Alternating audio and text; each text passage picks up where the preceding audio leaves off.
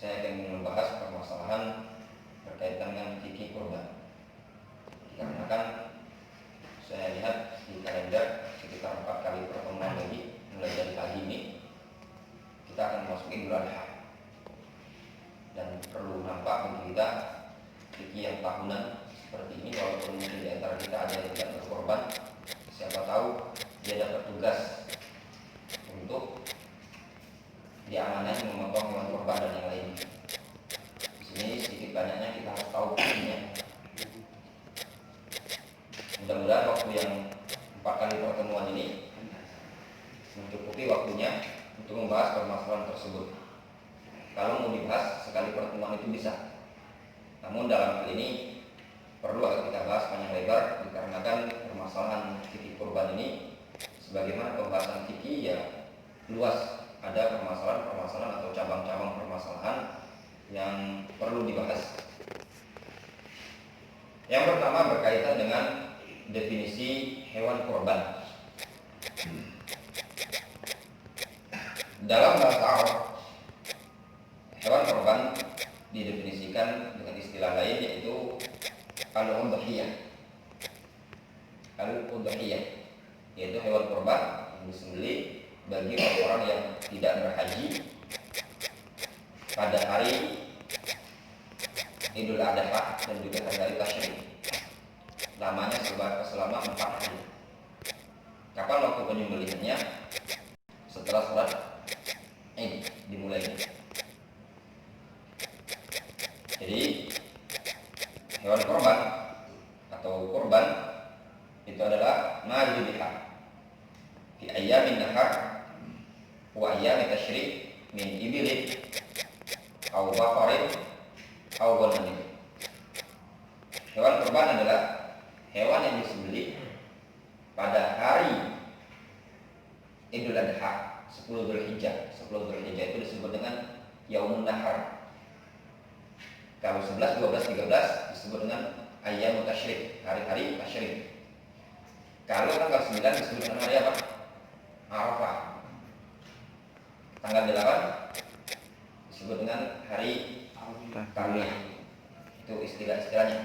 Jadi hari Tarwiyah, hari Arafah, hari Nahar, 13-14 disebut dengan hari-hari tasyrik.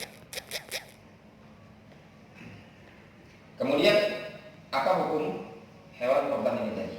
Atau hukum berkurban? Berkaitan dengan hukum, di sini ada perbincangan atau persilang pendapat di kalangan para ulama. Secara umum, berkorban disyariatkan, dan itu termasuk syiar Islam yang terbesar, atau yang termasuk yang terbesar dari syiar-syiar yang lain. Dikarenakan hewan kurban atau berkurban terjadi tahunan.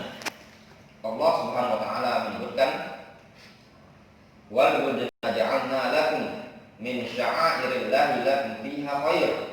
Dalam surat Al-Hajj 36 Allah Subhanahu wa taala menyatakan wal budna lakum atau wal budna ja'alna lakum. Hewan kurban tersebut kami jadikan bagi kalian min sya'airillah, termasuk bagian dari syiar-syiar Allah Subhanahu wa taala. Walakum fiha khair. Pada hewan kurban tersebut ada kebaikan bagi kalian. Dan juga Allah Subhanahu wa taala menyebutkan dalam ayat Al-Qur'an di surat Inna a'tainakal kautsar fasholli li rabbika wanhar. Salatlah kalian dan menyembelihlah untuk Allah Subhanahu wa taala. Dan juga disebutkan dalam ayat yang lain Allah Subhanahu wa taala menyatakan qul inna sholati wa nusuki wa mahyaya wa mamati lillahi rabbil alamin. Katakanlah ya Muhammad, inna sholati, sesungguhnya salatku, wa nusuki. Nusuk di sini maknanya daging, sembelihan. Wa mamati wa mahyaya wa mamati lillahi rabbil alamin. Hidup dan matiku hanya untuk Allah Subhanahu wa taala rabbil alamin. Al-Imam Ibnu Jauzi menyebutkan dari kalangan ulama ahli tafsir ketika menafsirkan ayat fasholli li rabbika wanhar, salatlah dan menyembelihlah untuk Rabbmu, maknanya al-udhiyah ba'da salat Id. Memotong hewan kurban setelah salat Id. Itu makna ayat fasholli li rabbika wanhar. Salatlah karena salat Id. li rabbika, untuk Rabbmu, wanhar, dan menyembelihlah untuk Allah Subhanahu wa taala. Adapun dalil dari sunnah dari hadis Nabi sallallahu alaihi wasallam sangat banyak. Di antaranya hadis Anas bin Malik radhiyallahu anhu dari Bukhari dan Muslim. Anas menceritakan bahwa Nabi sallallahu alaihi wasallam bikabsyai amdahai akronain. Dulu Rasulullah SAW menyembelih, berkorban dengan 2 ekor kambing. Juga disebutkan dalam lafaz yang lain, Anas bin Malik menyatakan kata Al-Hafidz Ibnu Hajar, qaul Anas annahu kana yudhi bi kabshayn lil-ittiba. Bahwasanya Rasulullah SAW menyembelih dengan 2 ekor kambing itu cuma sekedar untuk ittiba, untuk mengikuti. Kemudian ada hukumnya tadi kita sebutkan ada khilaf di kalangan para ulama. Pendapat yang pertama, mereka menyatakan bahwasanya berkorban hukumnya mustahab atau sunnah muakkadah. Ini pendapat jumhur ulama. Pendapat mayoritas para ulama, mereka menyatakan berkorban itu hukumnya sunnah muakkadah. Kapan sunnah muakkadah ini? Bagi yang mampu. Adapun yang tidak mampu tidak masuk di sini pembahasan. Bagi yang mampu, hukumnya sunnah muakkadah. Dalam artian dia mampu, punya harta, punya uang untuk membeli hewan korban tersebut, atau dia mempunyai peliharaan kambing. Ini pendapatnya Al-Imam Malik, Al-Imam Syafi'i, Al-Imam Ahmad. 3 imam mazhab, Imam Malik, Imam Syafi'i, Imam Ahmad, mereka menyatakan berkorban hukumnya sunnah muakkadah. Sunnah yang sangat ditekankan. Mereka berdalil dengan berbagai macam hadis, di antaranya perbuatan Rasulullah SAW selama beliau hidup, senantiasa Rasulullah SAW berkorban atau memotong hewan korban. Dan juga banyak perbuatan-perbuatan para sahabat. Pendapat yang kedua, pendapat menyatakan wajib. Sebagian ulama, yaitu dari mazhab Abu Hanifah, mereka menyatakan hukumnya wajib bagi yang mampu. Yang menyatakan wajib bagi yang mampu berdalil dengan hadis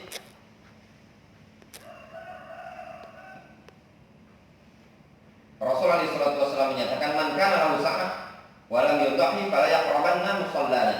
Barang siapa yang mempunyai keluasan harta, kelapangan, dan tidak mau berkorban, maka janganlah sekali-kali mendekati tempat sholat kami, lapangan. Di sini Rasul menyebutkan barang siapa yang mempunyai keluasan dan tidak mau berkorban, maka jangan dekat-dekat tempat sholat kami. Dari kedua pendapat ini tadi, mana pendapat yang paling kuat? Kalau saya pribadi lebih condong ke pendapat yang menyatakan berkorban hukumnya sunnah muakkadah. Argumentasinya adalah riwayat dari Abu Bakar As-Siddiq, Umar bin Khattab, dan juga Abu Mas'ud Al-Ansari, 3 orang sahabat, Abu Bakar As-Siddiq, Umar bin Khattab, Abu Mas'ud Al-Ansari radhiyallahu anhu. Mereka yatrukuna udhiyah ma'al udhrah. Mereka 3 orang sahabat ini tadi, Abu Bakar, Umar bin Khattab, dan juga Abu Mas'ud Al-Ansari, 3 orang sahabat senior. Mereka sengaja meninggalkan tidak berkorban dalam keadaan mereka mampu untuk berkorban. Alasannya dikarenakan mereka khawatir nanti umat mengira korban tersebut adalah wajib. Terus bagaimana hadis yang menyebutkan barang siapa yang mempunyai kelapangan rezeki dan dia tidak berkorban, jangan dekat-dekat tempat kami, itu maknanya adalah hukumnya makruh. Hukumnya makruh bagi seseorang yang mempunyai kemampuan untuk berkorban namun dia tidak berkorban. Dalam artian secara hukum dia tidak dinyatakan berdosa. Kalau seandainya dia sengaja itu tidak mau potong korban, dia tidak dosa. Mungkin dipandang sama dia sepeda lebih bagus, lebih berarti bagi dia dibandingkan hewan korban. Yang beli sepeda sanggup 3 juta, beli kambing 2,5 juta susah. Ada lagi kambing yang cuma 2 juta, itu juga berat bagi dia. Tapi kalau sepeda 3,5 juta ya tidak masalah. Urusannya di akhirat juga bukan urusan di dunia, itu tidak masalah. Namun kalau dia seandainya berkorban, itu lebih afdol bagi dia. Dan tidak nggak mesti hewan korban tadi cari yang besar, yang penting masuk umuran setahun lebih seminggu ya juga tidak masalah. Umur kambing-kambing setahun, karena rata-rata yang disembelih di masjid-masjid atau yang dijual itu rata-rata nampaknya kambing sudah 2 tahun ke atas atau 1,5 tahun. Padahal minimalnya bisa dikategorikan kambing korban apabila kambing tersebut sudah genap 1 tahun hijriyah. Jadi kalau mungkin dia pengalaman tahu umur kambing yang umurnya cuma 1 tahun 1 bulan, ya juga tidak masalah. Kemudian permasalahan berikutnya, termasuk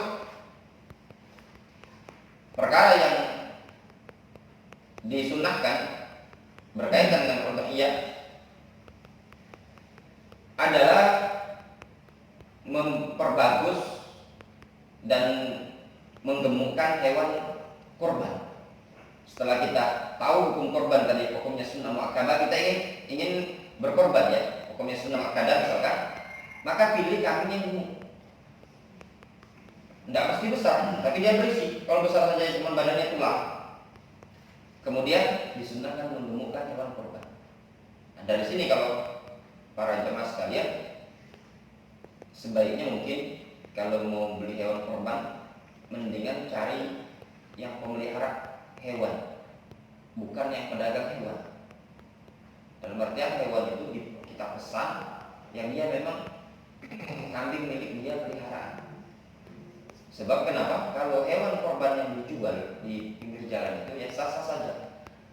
Kambing itu sebenarnya awalnya gemuk, tapi karena dijualnya di pinggir jalan sudah setengah bulan sebelum Eid, ya kurus kambingnya.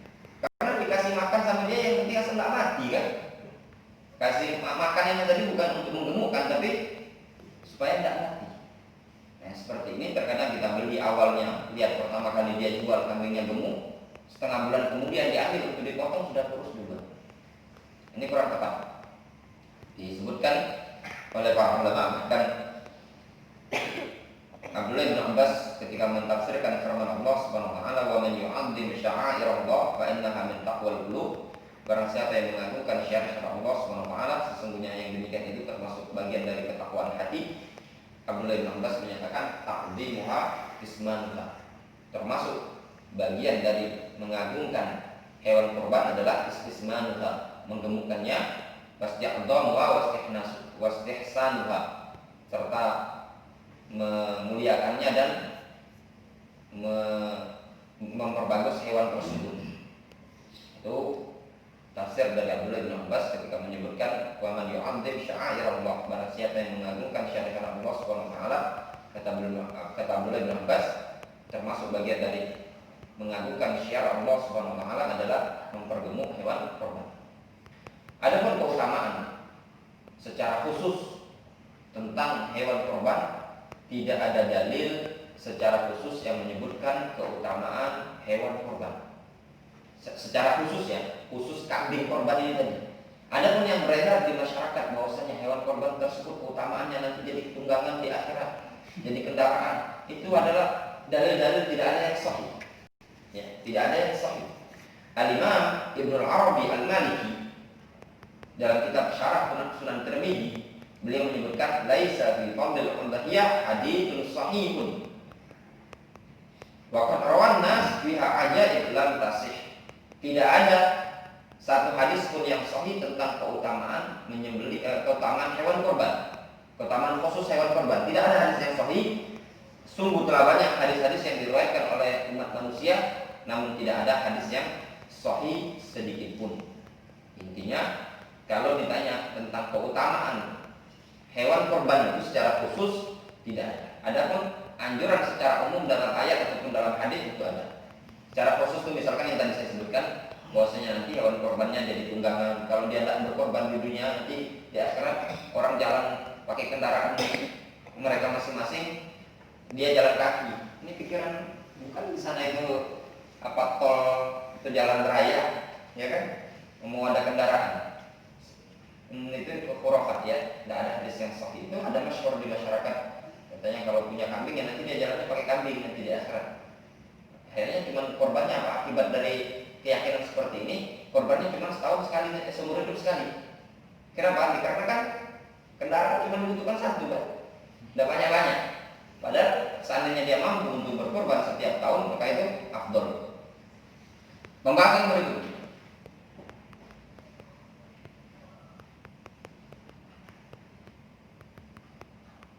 Berkaitan dengan waktu. Waktu memotong hewan korban. Kapan memotong hewan korban? Memotong hewan korban dimulai waktunya setelah sholat Id. Setelah sholat Id, hari misalkan kita Jumat ya. Kalau di kalender itu saya lihat merah hari Jumat tanggal 31. Misalkan Jumat, maka waktu pemotongan adalah setelah sholat Id. Kalau ada yang memotong hewan korban sebelum sholat Id, pemotongan tersebut tidak sah. Rasulullah SAW menyebutkan dalam sebuah hadis, "Man dzabaha qabla shalah falyadbah makanahu." Barang siapa yang menyembelih sebelum waktu sholat Id, maka hendaklah dia mengganti dengan hewan korban yang lain. Maka waktu penyembelihannya adalah setelah sholat Id. Ada seseorang sahabat namanya Abu Burdah ibnu Niyad. Dia menyembelih hewan korban pagi-pagi. Sudah disembelih, kasihnya sama Rasul daging. Rasul tanya, ini daging apa? Daging korban. Maka kata Rasulullah SAW, syatuka syatul lahmin. Dagingmu ini daging biasa, bukan daging korban. Jadi disunahkan kapan? Untuk dikatakan wajib ya. Dikatakan wajib adalah menyembelih setelah sholat Id. Yang disunahkan adalah di hari pertama. Hari pertama, tanggal 10 Dzulhijjah adalah disunahkan. Hari ke-11, 12, 13 itu boleh-boleh saja. Dikarenakan itu memang waktu untuk menyembelih hewan korban. Tidak masalah dia sembelih 11, 12, 13 tidak masalah. Mungkin tanggal 10 masih belum cocok mungkin waktunya, belum ngumpul dengan keluarga. Pengennya dia mungkin 2 hari setelah lebaran, tidak masalah. Bahkan mungkin kalau Idnya Jumat, mungkin dia terakhir kan hari Minggu, hari Ahad, mungkin bisa ngumpul sama kawan-kawan, sama kerabat dan keluarga, tidak masalah, diakhirkan bagi dia. Kemudian berkaitan dengan hewan korban, yaitu permasalahan bagi orang yang ingin berkorban. Ada ketentuan, yaitu permasalahan ketika sudah memasuki tanggal 10 Dzulhijjah. Tanggal 10 Dzulhijjah. Kalau tanggal 10, tanggal 1 Dzulhijjah. Kalau tanggal 10 itu hari Jumat, berarti tanggal 7-nya Sabtu. Tanggal 3-nya Sabtu ya. Mundur lagi sekitar tanggal 1 itu jatuh tanggal Selasa atau Rabu.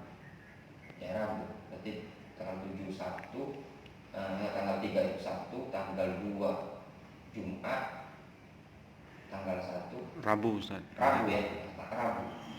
Masuk terbenam malam Rabu, matahari terbenam ya Selasa malam Rabu, disunahkan menurut sebagian para ulama, sebagian lagi mengatakan wajib untuk menahan diri dari memotong kuku, memotong rambut dan seluruh yang nempel di badan, termasuk yang bulu kemaluan. Jadi kalau mau potong-potong kuku dan yang lainnya, mau merapikan kumis dan yang lainnya, sebelum masuk malam Rabu itu Selasa sore ya dibersihkanlah. Rasulullah SAW menyebutkan dalam sebuah hadis dari sahabat Ummu Salamah riwayat Muslim, Rasul menyatakan idza dakhalatil ashr, apabila sudah masuk 10 Dzulhijjah, wa arada ahadukum ayyudhi, dan salah seorang di antara kalian ingin berkorban, fala yamassa min sya'rihi wa bashari syai'an, janganlah dia mengambil sedikit pun baik rambut ataupun dari kulitnya sesuatu apapun. Tidak dibolehkan. Apa hukumnya kalau ada dia mengambil, memotong kuku? Sebagian para ulama menyatakan hukumnya makruh, seperti Al-Imam An-Nawawi menyatakan makruh. Sebagian para ulama yang lain menyatakan hukumnya haram. Adapun hikmah, kenapa Rasul melarang? Kata para ulama, hikmahnya supaya nanti pada hari Idul Adha ketika dia memotong hewan korban, seluruh anggota badan ini tadi diampuni oleh Allah Subhanahu wa taala. Itu hukumnya. Kemudian waktu berakhir korban, potong hewan korban, tadi kita katakan tanggal 13. Kapan tanggal 13 itu? Ketika matahari sebelum terbenam. Kalau Idnya tanggal 10 adalah hari Jumat, Sabtu tanggal 11, Ahad tanggal 12, Senin berarti tanggal 13. Kapan? Sebelum terbenamnya matahari. Pada hari Senin. Ya, jam 5 sore masih bisa. 15 menit sebelum maghrib juga masih bisa. Pemotongan boleh siang, boleh malam. Mungkin dia siang sibuk, pengennya malam juga tidak masalah. Itu semua diperbolehkan. Kemudian permasalahan berikutnya, apa hukum berkorban mengatasnamakan si majid? Ini yang masyhur di tengah-tengah masyarakat kita. Di Palembang ini datang korban, pilih siapa Pak? Punya mbah. Ya, datang lagi yang ini, punya bapaknya, baru meninggal kemarin. Yang korban itu banyak yang udah mati semua. Masyarakat kita ini kadang kalau dia hidup tidak mau dia korban. Kalau udah mati baru dia korban, anaknya yang korbannya. Umumnya seperti itu. Bapaknya itu tadi, ya ini jangan sampai ada pada kita ya. Bapak kita itu mampu, sebenarnya punya hewan korban, punya duit ya. Nggak kepikir selama bapak kita, bapak ini dulu menyekolahkan kita, mendidik kita, sampai kita sukses itu orang tua kita. Tapi tidak kepikir kita mau mengorbankan dia pas dia masih hidup. Udah mati baru, udah mati tahu-tahu lapor ke masjid, ke pengurus masjid. Ini untuk korban bapak saya. Selama hidup tadi tidak kepikir. Padahal yang tepat bagi dia, kalau dia ingin berkorban ya sudah, kasihkan kambing satu ini Pak, bapak korbanlah silakan. Atau kasih duit ini Pak, duit 3 juta, bapak beli hewan korban di kampung. Misalkan kalau kita di sini, bapak kita ada di Jawa, sudah kasih duit Pak untuk beli hewan korban. Atau belikan kambingnya, sudah, ini kambing untuk bapak. Itu yang tepat. Nah, sekarang permasalahan bagaimana kalau hewan korban tersebut dikorbankan atas nama orang tua kita yang sudah meninggal dunia. Berkorban mengatasnamakan orang yang sudah meninggal dunia ini tadi ada 3 kondisi. Kondisi pertama, dia mengkhususkan hewan korban ini tadi untuk orang yang sudah mati tadi. Memang diniatkan khusus, ini kambing khusus untuk mbah yang sudah meninggal 2 tahun yang lalu. Karena belum korban dia masih hidup untuk beliau. Boleh kan? Para ulama fuqaha ahli fikih dari kalangan mazhab Hanbali, mereka menyatakan diperbolehkan. Diperbolehkan. Argumentasinya berkias dengan sedekah. Sebagaimana sedekah diperbolehkan bagi ahli waris, bagi anak keturunannya, bukan untuk orang lain, bagi anak keturunan dia bersedekah untuk orang tuanya atau untuk kakeknya, untuk neneknya yang sudah meninggal dunia, diniatkan pahalanya untuk mereka. Dalil argumentasinya adalah ada seorang laki-laki mendatangi Rasul. Ya Rasulullah, inna ummi utulitat. Sesungguhnya ibuku meninggal, mati mendadak. Wa arah law kanat hayyan. Menurutku kalau ibuku dulu masih hidup, dia ingin sedekah. Aradat tatasaddaq. Dia ingin sedekah. Ara'aita law atasaddaq 'alaiha afalaha ajrun? Ya Rasulullah, bagaimana menurutmu kalau seandainya aku bersedekah atas namanya atau atas dirinya, apakah dia berpahala? Kata Rasul, na'am tasaddaq 'alaiha. Iya, silakan engkau bersedekah atas nama dia. Nah, hewan korban ini tadi kan hakikatnya kan sedekah untuk dia kan? Kita bawa kambing ke pengurus masjid, ini Pak, kambing atas nama mbah saya yang sudah meninggal. Saya beli korban untuk kambing mbahnya berkorban. Boleh kan? Jawabannya boleh. Namun dalam ketentuan ini, Al-Imam Abdullah ibn Mubarak rahimahullah ta'ala Wa in dhaha, kalau ada orang yang berkorban seperti ini, fala yakul minha syai'an, maka jangan dia makan sedikit pun dari daging kambing tadi, daging korban tadi. Wa yatasaddaq biha kullaha, namun hendaknya dia sedekahkan semua daging tadi. Paham gambarnya Pak? Ini yang ada di masyarakat. Jadi kalau kita sudah berkorban atas nama bapak kita atau mbah kita yang sudah meninggal dunia ini tadi, maka dagingnya jangan, tidak usah kita minta enggak. Sudah. Kenapa enggak? Karena kan tadi sedekah kan? Niatnya sedekah untuk orang yang sudah meninggal dunia. Sudah semua daging disedekahkan. Kondisi kedua, hewan kurban tadi atas nama orang yang sudah meninggal dunia dalam rangka menjalankan wasiat. Wasiat itu amanah dari bapak kita atau mbak kita. Dia pesan, nah nanti kalau bapak meninggal tolong nak ya sewa ruko yang di Sudirman itu setiap tahun korbankan ya untuk bapak satu kambing yang paling besar harga 5 juta. Berarti kan ini amanah. Selama ruko itu disewa, maka wajib dia untuk menjalankan amanah berkorban atas nama bapaknya tadi. Itu hukumnya wajib menjalankan amanah. Yang ketiga, dia berkorban untuk dirinya dan keluarganya. Diniatkan dia berkorban, diniatkan pahalanya untuk dirinya dan keluarganya, baik yang hidup ataupun yang telah meninggal dunia. Dan inilah yang dicontohkan oleh Rasul. Jadi ketika kita mau korban, misalkan Mas Syafi'i ingin korban, ketika beliau berkorban ini tadi, diperbolehkan bagi beliau untuk meniatkan korban ini tadi untuk keluarga beliau yang sudah meninggal dunia. Keluarga maksudnya yang sudah meninggal dunia ini keluarga yang orang tua, yang mungkin ada anak yang pernah meninggal atau punya istri yang sudah meninggal, itu diperbolehkan. Yang satu rumah dengan dia dulu ketika itu, ataupun yang ke atas, keturunan ke atas, maksudnya itu apa? Bapaknya, kakeknya, itu tidak masalah, diperbolehkan. Adapun yang saudara-saudara yang sudah beda rumah, sudah itu tidak. Dalilnya Rasul ketika berkorban, beliau menyatakan dalam hadis, Bismillahirrahmanirrahim, hadza anni wa an ahli baiti. Ketika Rasul berkorban, Rasul mengatakan Bismillahirrahmanirrahim, hadza anni, ini dariku ya Allah, wa an ahli baiti, dan juga kambing ini dari atas nama keluargaku.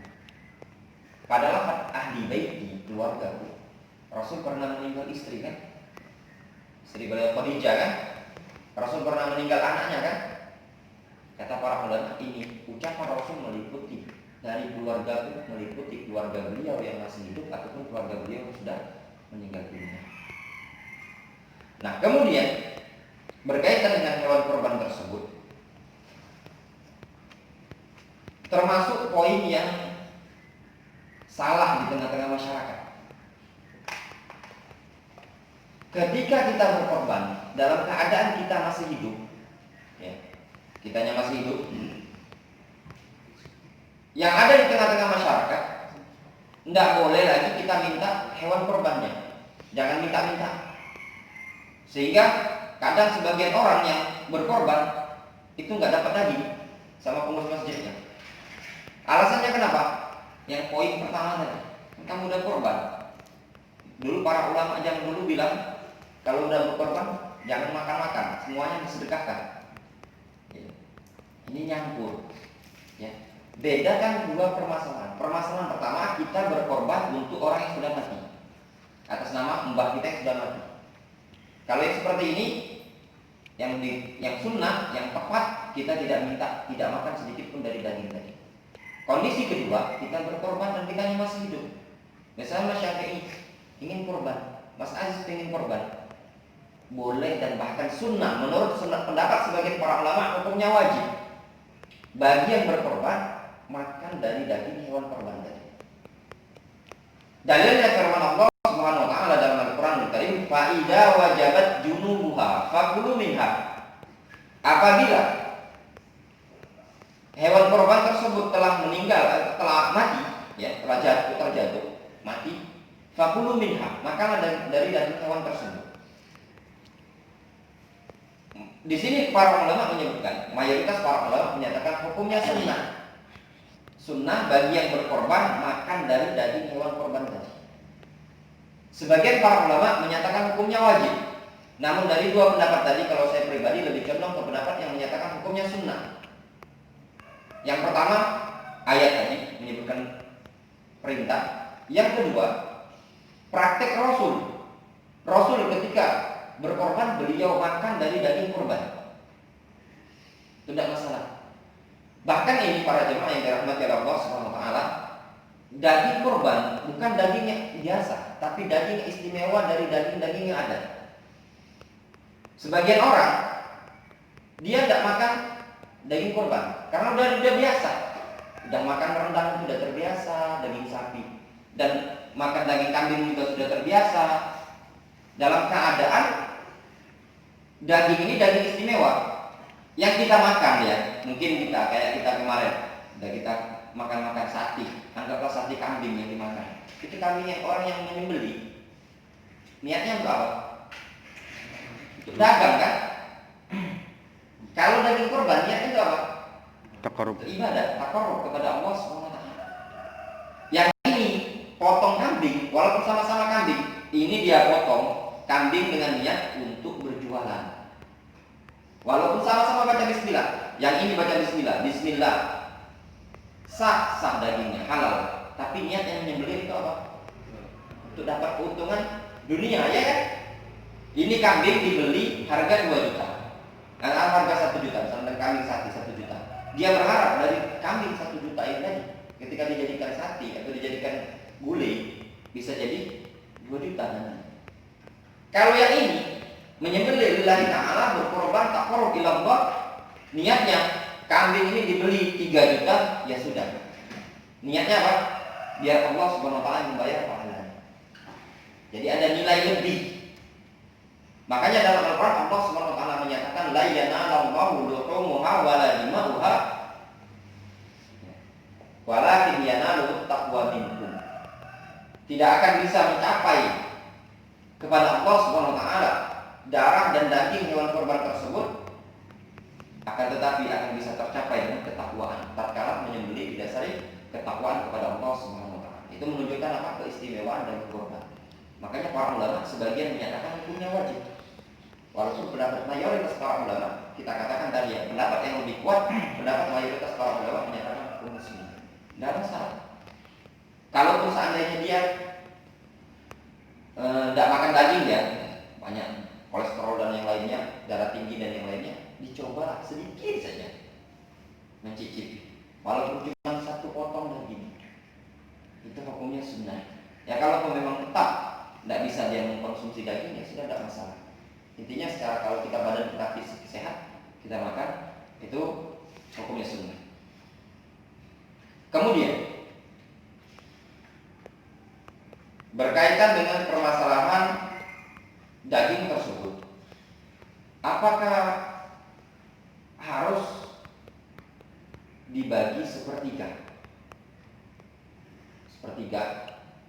Ini kan yang masyhur di masyarakat kan, daging hewan korban itu dibagi 3, sepertiga untuk keluarga yang berkorban, ya.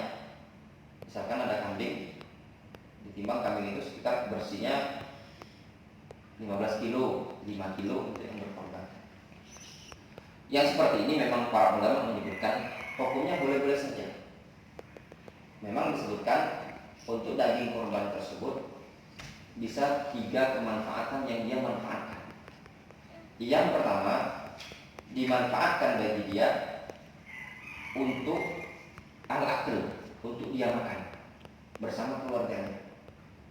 Yang kedua, untuk dia hadiahkan. Yang ketiga, untuk dia sedekahkan. Jadi sepertiga dia makan, sepertiga dia sedekah, sepertiga lagi dia sedekahkan. Apa beda sedekah sama hadiah? Untuk hadiah dia berikan kepada orang-orang yang ekonominya mampu. Namun dia kasih hadiah sebagai bentuk untuk menyambung keakraban atau istilah kita silaturahim, atau ya supaya semakin akrab lah. Bisa ke bos, ya, bos kita kerja, bisa ke kawan kita. Kawan kita ini tadi ya orang mampu ya, mungkin lebih kaya dibandingkan kita. Kita kasihnya jadi sebagai hadiah, dengan niat hadiah, bukan sedekah. Yang ketiga dari jenisnya untuk orang-orang fakir dan miskin. Sedekah yaitu disebutkan dalam Al-Qur'an Al-Karim, wa atimul ba'isal faqir. Berikanlah makan dengan hewan korban tadi orang-orang yang kesusahan dan orang-orang fakir. Itu dari tiga tadi. Tiga ini tadi tidak mesti rata. Sebagian orang harus rata kan, tidak mesti. Misalkan contoh, Mas Syafi'i ini korban. Beliau berkorban kambing. Kambing itu setelah ditimbang bersih sekitar 15 kilo. Ya kan? Jangan kotor. Kalau kotor itu masih hidup itu ya mungkin 25 kilo. Yang tertulis 30 kilo itu kan kotor, dibuang jeroannya segala macam. Bersih 15 kilo. Nah, 15 kilo ini tadi tidak mesti 5 kilo untuk Mas Syafi'i, 5 kilo salakokan, 5 kilo tidak mesti seperti itu. Bisa 10 kilo, intinya 3 ya, 10 kilo. Karena Mas Syafi'i ini banyak tadi yang mau dikasih, ya kan, adik, terus juga orang tua. Ternyata beliaunya juga dari daging ini tadi ada planning mungkin untuk mengundang kawan-kawan makan sate gitu kan. Ya sudah, beliau ambil 10 kilo. Sisa 5 kilo tadi kan, 3 kilo sedekahkan, sekilo ini tadi nasi bos, ya kan, anterin bos. Sedekah, tidak masalah. Jadi tidak mesti sepertiga tadi kita itu harus rata. Dan kalau seandainya dia makan semua juga tidak masalah. Ternyata memang dia daging ini tadi dibutuhkan untuk acara kebetulan misalkan. Hobi makan ya. Ya, nggak hobi atau kebetulan dari sedekahkan, tidak dibagikan. Dia memang ada acara. Misalkan kebetulan tanggal hari Senin itu, Senin nanti tanggal 13 Dzulhijjah ada meeting, ya, ada acara yang semua kru banyak lah ya ngumpul. Kayaknya untuk acaranya kambing ini aja. Kebetulan ada satu orang yang berkorban, kambing kamu ditunda aja nantinya ya, potongnya yang lain nggak apa-apa hari pertama, kamu tinggalin hari Senin aja. Supaya nanti acara jamuan kita kebetulan ada bos mungkin dari Jakarta dan lainnya, jamuannya kambing. Jadi tidak dibagikan ke fakir miskin sekitar. Ya juga ada masalah. Boleh-boleh saja untuk dimakan. Justru kalau di Yaman ya, kita nggak dapat di Yaman itu ada pembagi korban kayak kita di Indonesia ini tadi. Kita ramah tadi. Kenapa? Pertama mereka intinya Idul Adha mereka itu rata-rata berkorban. Kalau Idul Fitri tidak terlalu mereka potong-potong kambing. Nah jadi hampir karena setiap rumah berkorban, walaupun orangnya pas-pasan gitu loh, berkorban, ya jadi untuk apa ngasih daging tetangga? Orang rata-rata korban. Itulah dia tidak ada kupon-kupon. Padahal negara miskin rata-rata mereka berkorban. Paling mentok mereka mengundang kita makan ke rumahnya. Itu saja dapat undangan makan. Itu pun gayanya orang Arab ya kayak gitu ya, sebagaimana yang sering dilihat di video-video. Kalau potong kambing, kalau kita bikin kecil-kecil, ya itu tulangnya segini gitu kan, besar-besar seperti itu tadi. Ya, karena sudah syiar, jadi tidak perlu dibagikan. Kalau seandainya dibagikan, ya juga tidak masalah, itu hukumnya sunnah. Wallahu a'lam bishawab. Sudah hampir jam 6, masih banyak yang perlu kita kaji ya terkait dengan syarat kambing kurban, ya, syarat orang yang berkorban dan yang lainnya. Mungkin kita lanjutkan pada kajian berikutnya. Wallahu a'lam bishawab. Nggak ada yang ditanyakan? Ya, langsung aja. Ya. Ini ada yang berkorban tapi atas nama anaknya gitu. Jadi seolah-olah ini kan satu keluarga, satu rumah kan. Jadi seolah-olah kalau satu nama itu ya mungkin pahalanya untuk satu orang itu gitu kan. Jadi dia mengatasnamakan anaknya gitu, yang masih balita. Tapi gimana bisa nggak itu? Tidak masalah, Mas. Nggak masalah Tidak ya? masalah. Semuanya dapat. Ketika berkorban ya, dia satu keluarga, itu yang disebutkan dalam hadis, karena Rasulullah SAW yudhahi an huwa an ahli baitihi. Rasul berkorban untuk beliau dan untuk keluarganya. Maka satu kambing tadi itu sudah cukup mencukupi pahalanya satu rumah. Siapapun orangnya yang berkorban tadi, entah kita sebutkan atas nama anak kita, ataupun istri kita, ataupun bapak kita, intinya satu rumah ya, satu rumah min matbahin wahid, dapurnya satu. Kalau satu rumah dapurnya beda, tidak masuk. Dapurnya sama itu maksudnya dia satu rumah, ya dapurnya sama. Ada orang satu rumah, satu bangunan, tapi ya dapurnya sudah beda. Seperti orang dia ini empat saudara ya, tapi rumahnya itu disekat-sekat. Bangunan saja yang terhitung satu rumah, satu EMB, tapi ini udah kamar khusus, ada sekatnya, itu tidak dihitung lagi. Jadi memang satu rumah. Yang seperti ini siapapun atas nama siapapun itu diperbolehkan dan semuanya dapat pahala. Namun orang yang di atas namakan tadi, dia punya ketentuan yang tadi, tidak boleh potong kuku dan yang lainnya, itu berlaku bagi dia. Siapa yang atas namakan? Atas nama Mas Syafi'i yang berlaku hukum yang kita sebutkan tadi, tidak potong kuku dan yang lainnya, jadi berlaku pada sampean.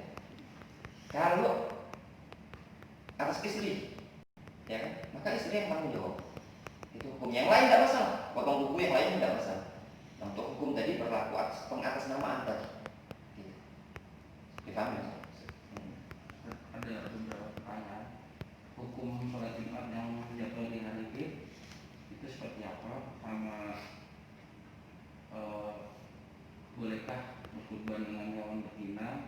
Terus satu lagi, Ustaz, tadi kan Ustaz bilang terkait yang sudah meninggal itu boleh kita kuburkan dengan tiga syarat tadi.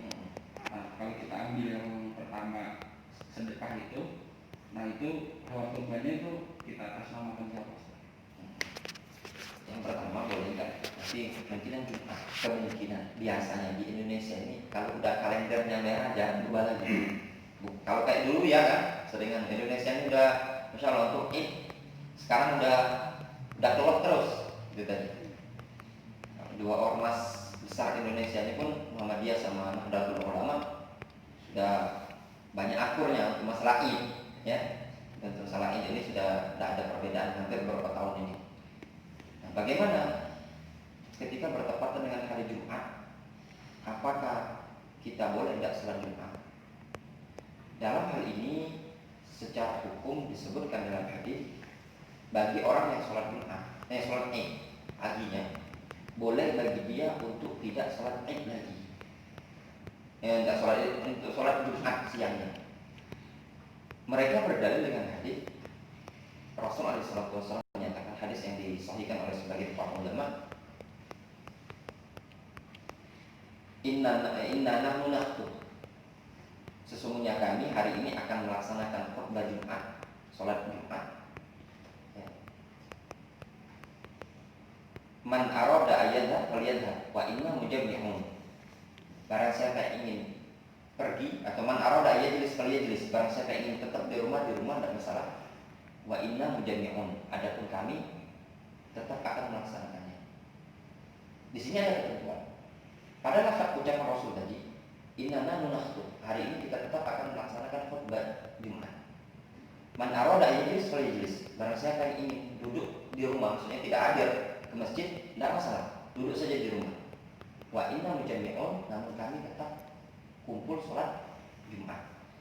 Di sini ada ketentuan bagi mereka yang bukan orang-orang yang wajib, punya tanggung jawab, maka boleh bagi mereka untuk tidak sholat Jumat.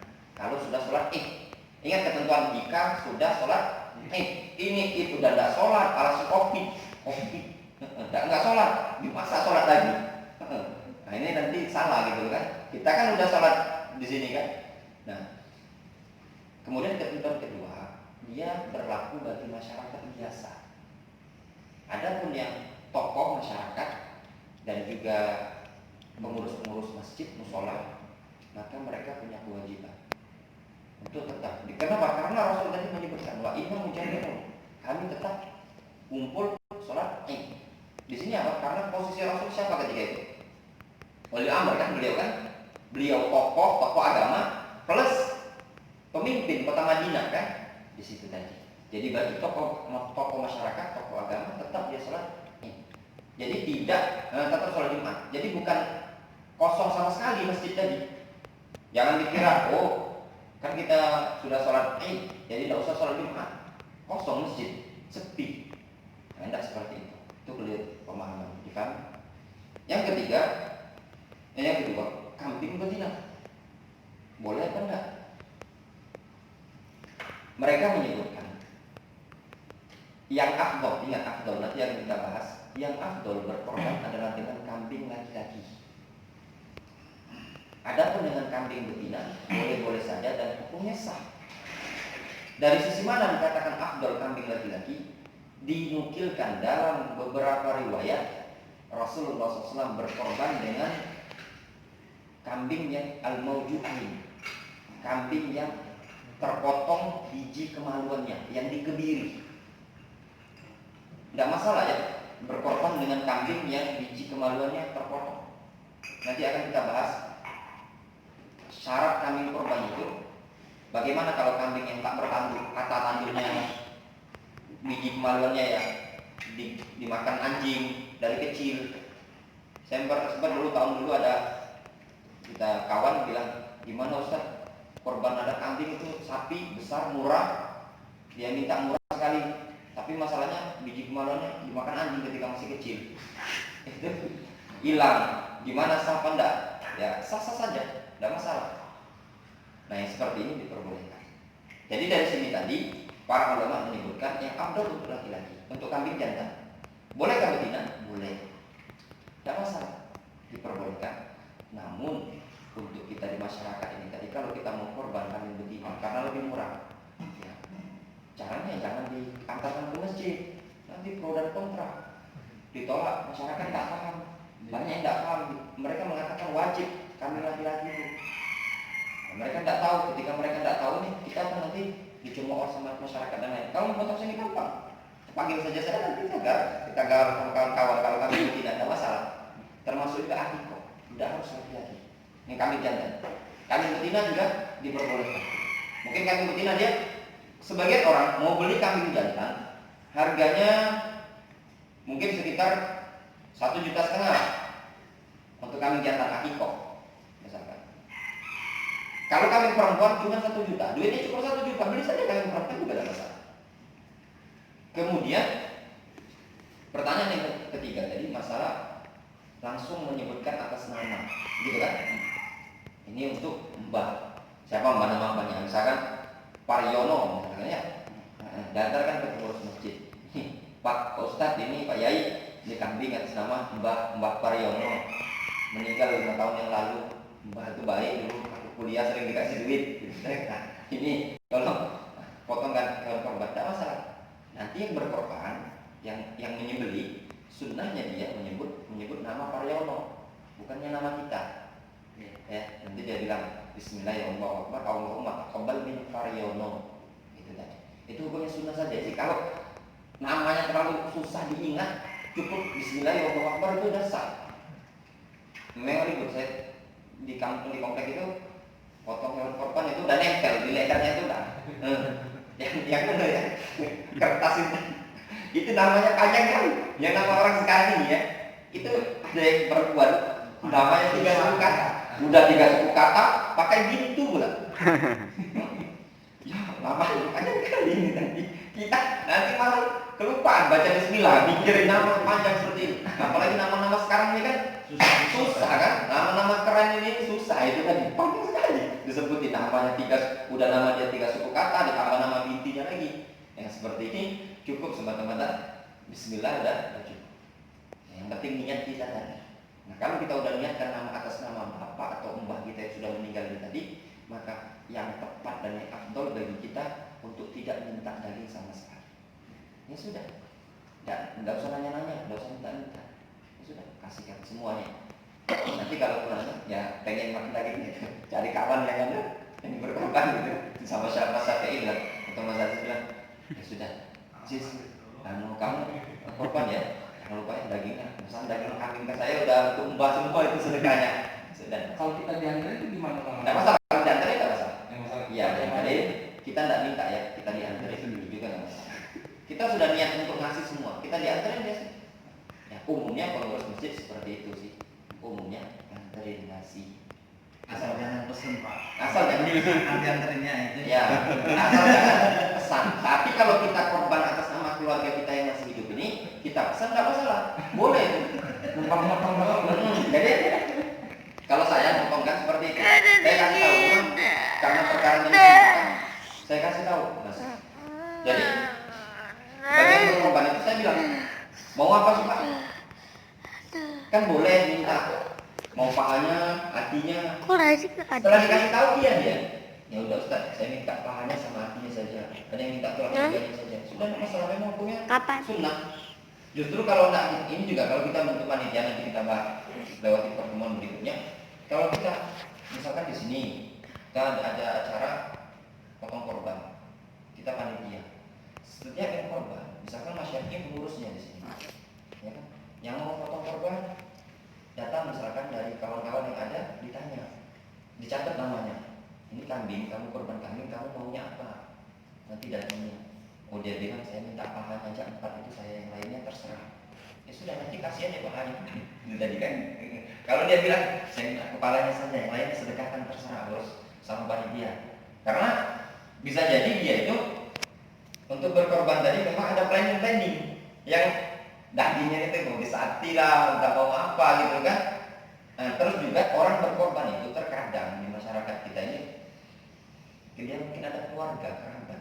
Apalagi terdengarnya korbannya sapi, ya, wah korban sapi itu sih, itu Syafi'i itu korbannya sapi. Nanti kita ponakannya atau tante bibinya beli pakde kita dia mau minta kan, mungkin dikasih, dia mau ngasih. Jadi jangan sungkan-sungkan kita untuk minta gitu. Walaupun kita tidak makan, mungkin kita mau ngasih keluarga, gitu tadi. Masa kita korban, dengar informasi korban sapi, orang awam keluarga kita ini tadi ngiranya sapi itu kita semua, padahal 7 orang keluyurannya. Kiranya sapi kita semua, katanya. Masa itu Syafi'i itu udah korban sapi, sekilo aja gak kasih kita daging, misalnya di kampung ini kan, seperti itu. Padahal tuh sapi ini bukan milik kita kan, 7 orang juga. Itu sapi kalau bersihnya 70 kilo, cuma dapat 10 kilo, itu 10 kilo tidak semua kita kan, dibagi ke sedekah juga. Nah, seperti itu tidak masalah Mas ya. Gak ada tanya lagi nanti mungkin nyusul kesempatan berikutnya ya. Cukup aja sekarang. Alhamdulillah. Assalamualaikum warahmatullahi wabarakatuh. Waalaikumsalam